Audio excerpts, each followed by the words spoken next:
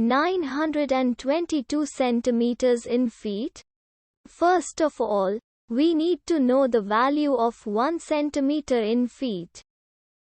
It's always 1 centimeter equals 0.03280839895 feet. Now we have to multiply 0.03280839895 by 922. Therefore, 922 centimeters times 0.03280839895 feet equals 30.249343819 feet. So, in other words, 922 centimeters equals 30.249343819 feet.